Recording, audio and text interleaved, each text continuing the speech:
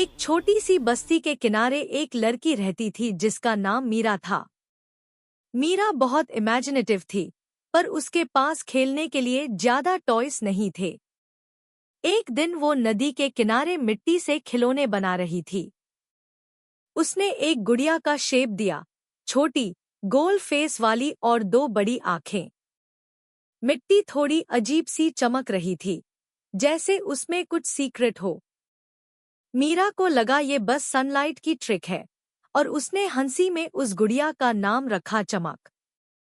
शाम होने पर मीरा गुड़िया को घर ले आई और उसे अपने बेड के पास रखा। रात को जैसे ही चांदनी कमरे में घुसी, मिट्टी की वो गुड़िया हल्की सी हिलने लगी। मीरा को लगा शायद हवा की वजह से मूव हुई है, पर अगली ही पाल गुड़िया की आंखें ब्लिंक कर गई। मीरा का मुंह खुला का खुला रह गया। उसने हिचकिचते हुए बोला, तुम जिंदा हो? और धीरे से एक कोमल सी आवाज आई, हाँ मीरा, मैं तुम्हारी दोस्त हूँ। मीरा पूरी रात गुड़िया को देखती रही, जैसे उसे यकीन ही नहीं हो रहा हो। सुबह होते ही उसने चमक से पूछा, तुम कैसे जिंदा हो गई? गुड़िया मुस्कुराई और बोली, मैं एक जादुई मिट्टी से बनी हूँ। ये मिट्टी सिर्फ उन लोगों के हाथ में अपनी ताकत दिखाती है जो सच्चे दिल से दोस्ती करना जानते हैं। मीरा का दिल खुशी से भर गया। अब दोनों एक साथ बात करने लगे, हंसी मजाक करते, छुप छुप के छोटी एडवेंचर्स प्लान करते। चमक कभी छोटी छोटी चीजें हवा में उड़ा देती, कभी मिट्टी से नए टॉयज बना देती जो चलने और गुनगुनाने लगते। मीरा हैरान थी कि उसकी जिंदगी इतनी रंगीन हो गई है। लेकिन चमक ने एक दिन चुपके से वार्निंग दी, मीरा, मेरी मिट्टी जादुई है, और अगर कोई और इस बात को जान गया तो वो मुझे ले जाने की कोशिश करेगा। मीरा ने उसका हाथ पकड़कर कहा, चमक, मैं तुम्हें कभी अकेला नहीं छोड़ूंगी। और उस पाल से उनकी दोस्ती और भी गहरी हो गई, जैसे दोनों एक दूसरे का हिस्सा बन गए हो। एक दिन मीरा और चमक बस्ती के पास खेल रहे थे। चमक ने मिट्टी के कुछ छोटे जानवर बनाकर उन्हें जिंदा कर दिया, जो हॉप करते और फनी साउंड्स निकलते। मीरा की हंसी रुकी नहीं रही थी। लेकिन दूर से एक आदमी सब देख रहा था, गफूर, जो लालची और चालाक था। उसने सोचा, अगर ये गुड़िया मेरे हाथ लग गई तो मैं आईएससी बेचकर खूब धन कमाऊंगा। उसने चुपके से उनका पीछा करना शुरू कर दिया। मीरा को थोड़ा फील हुआ जैसे कोई उन्हें देख रहा है, पर चमक ने बोला, चिंता मत करो, मैं तुम्हारे साथ हूँ।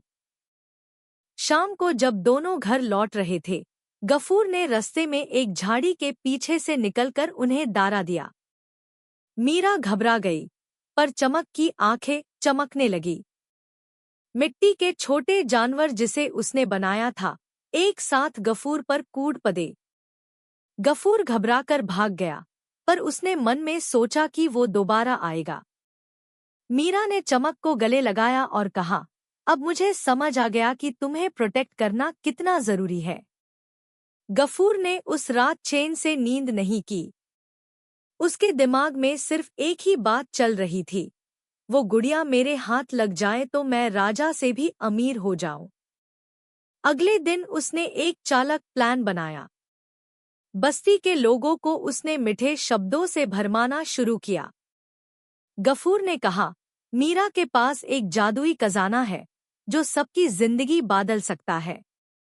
अगर वो हमारे साथ शेयर करे तो बस्ती अमीर हो जाएगी। लोगों के दिल में क्यूरियोसिटी जग गई, और कुछ लोग मीरा के घर के पास घूमने लग गए। मीरा ने नोटिस किया कि सब उससे अजीब तरीके से देख रहे हैं। उसने चमक से कहा, ये सब कुछ अलग लग रहा है, मुझे डर है कि गफूर कुछ कर रहा है। चमक ने उसके हाथ को पकड़कर मुस्कान दी और बोला, दोस्ती की ताकत सबसे बड़ी जादुई शक्ति है। अगर हम सच्चे दिल से एक साथ रहे तो कोई ह्यूम अलग नहीं कर सकता। मीरा ने हिम्मत जुटाई, पर उसके दिल में अब एक नया खतरा और चैलेंज उभार रहा था। एक रात जब सब सो रहे थे, गफूर चुपके से मीरा के घर में घुस गया। उसके पैर के नीचे पुरानी लकड़ी की फ्लोर क्रीक कर गई, लेकिन उसने खुद को संभल लिया। उसकी नजर सीधा चमक पर थी, जो बेड के पास बैठी मीरा से बातें कर रही थी। जैसे ही गफूर ने हाथ बढ़ाया, चमक की आंखें चमक उठी और उसने अपने अंदर से मिट्टी का एक छोटा सा तूफान निकला। मिट्टी की पार्टिकल्स हवा में घुलकर एक प्रोटेक्टिव शील्ड बन गए। गफूर पीछे हटकर चिल्लाया, मैं तुम्हें छोड़ूंगा नहीं, एक दिन तुम मेरी ही होगी। मीरा ने घबराकर चमक को गले लगाया और कहा, मैंने कहा था ना, तुम्हें कुछ नहीं होने दूंगी। लेकिन उस पाल मीरा समझ गई कि अब सिर्फ छुपने से काम नहीं चलेगा। गफूर की लालच बढ़ती जा रही थी और उससे रोकना जरूरी था। चमक ने धीरे से कहा, मीरा, हम दोनों को मिलकर इस लालच को हराना होगा। दोनों ने तय किया कि अब वो सिर्फ दोस्त नहीं, बल्कि एक दूसरे के रक्षक बनकर लड़ेंगे। अगली सुबह मीरा और चमक ने बैठकर एक मास्टर प्लान बनाया। मीरा बोली, गफूर सिर्फ लालच से चलता है। अगर हम उससे उसकी खुद की चाह में उलझा दे, तो वो अपनी ही चाल में फंस जाएगा। चमक ने अपनी मिट्टी की ताकत दिखाते हुए छोटी छोटी चीजें बनाई, एक चमकदार घंटी, एक मिट्टी का ताज और एक गोल्डन बॉल। ये सब देखकर मीरा हैरान हो गई। चमक समझते हुए बोली, इन्हें मैं सिर्फ थोड़ी देर के लिए असली जैसा बना सकती हूँ। गफूर इन पार लालच करेगा और हम उससे उलझकर अपनी सुरक्षा करेंगे। दोनों ने प्लान रेडी कर लिया। मीरा गांव के बीच एक खेल जैसा ट्रैप लगाएगी और चमक अपनी मैजिक से उसको और भी अजीब और फैसिनेटिंग बना देगी। रात को दोनों ने खुद से वादा किया, चाहे कुछ भी हो जाए, हम एक दूसरे का साथ कभी नहीं छोड़ेंगे। ये पाल उनकी दोस्ती को सिर्फ मजबूत नहीं, बल्कि एक शक्तिशाली बंधन में बादल रहा था। अब दोनों एक छोटी सी लड़ाई के लिए रेडी था।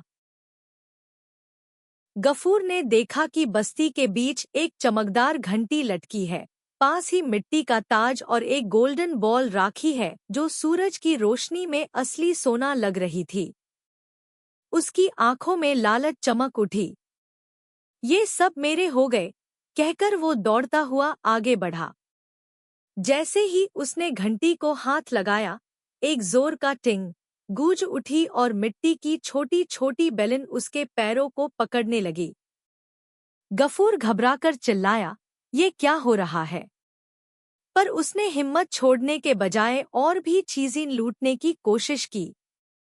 जितनी ज्यादा वो ताज और गोल्डन बॉल पकड़ने की कोशिश करता, उतना ही मिट्टी के जाल उससे ज्यादा कसने लगते।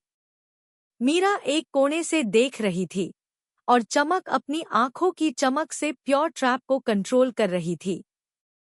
गफूर इतना उलझ गया कि उसे लगा जैसे उसका खुद का लालच ही उससे खा रहा हो। मीरा ने धीरे से कहा, चमक, लगता है हमारी योजना काम कर रही है।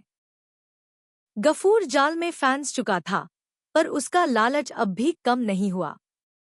उसने जोर लगाया और मिट्टी की बेलन को तोड़ने की कोशिश की।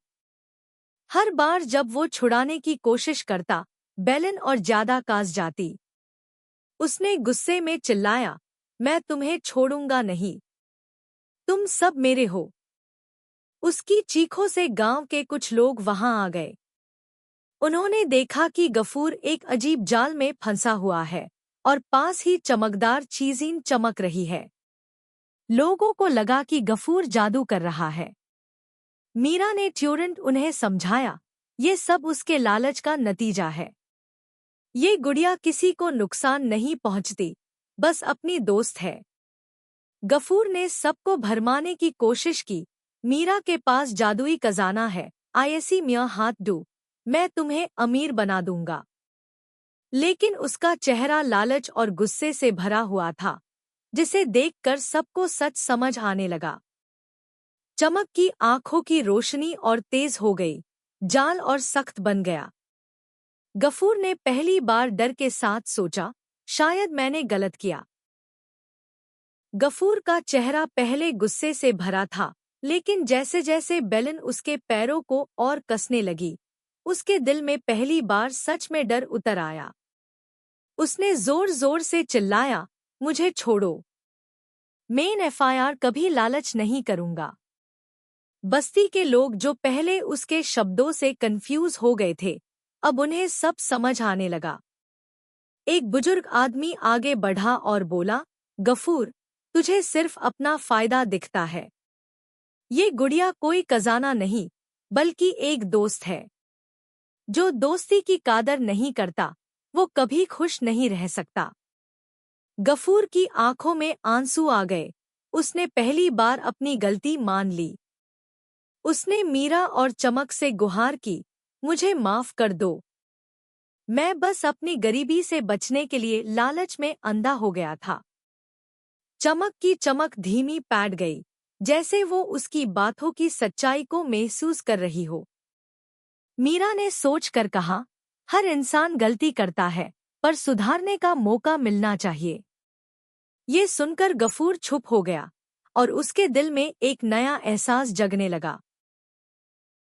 गफूर का दिल पिघल चुका था। उसने सबके सामने अपने हाथ जोड़कर कहा, आज मुझे समझ आ गया कि लालच इंसान को अंधा बना देता है। मैं अपनी गलती मानकर सुधारना चाहता हूँ। बस्ती के लोग पहले हैरान हुए, पर फिर उन्होंने देखा कि उसके चेहरे पर सच्ची शर्म और पछतावा था। मीरा ने चमक की तरफ देखा और चमक ने मुस्कान दी। उसने अपनी मिट्टी का एक छोटा सा टुकड़ा तोड़कर गफूर के हाथ में रखा और बोला, ये मिट्टी तुझे याद दिलाएगी कि असली ताकत दोस्ती और ईमानदारी में होती है, ना कि लालच में। गफूर के आंसू बह गए। उसने वादा किया कि अब वो बस्ती के बच्चों को पढ़ाएगा और उनके साथ मेहनत करेगा। बस्ती के सब लोग खुश हो गए और मीरा को प्राउड नजर से देखने लगे। रात को मीरा और चमक ने तारे देखते हुए एक दूसरे से कहा, हमारी दोस्ती ने ना सिर्फ ह्यूम बचाया, बल्कि एक इंसान को बादल दिया। तारे और भी ज्यादा चमकने लगे, जैसे आसमां भी उनकी दोस्ती का जश्न मना रहा हो। दी एंड।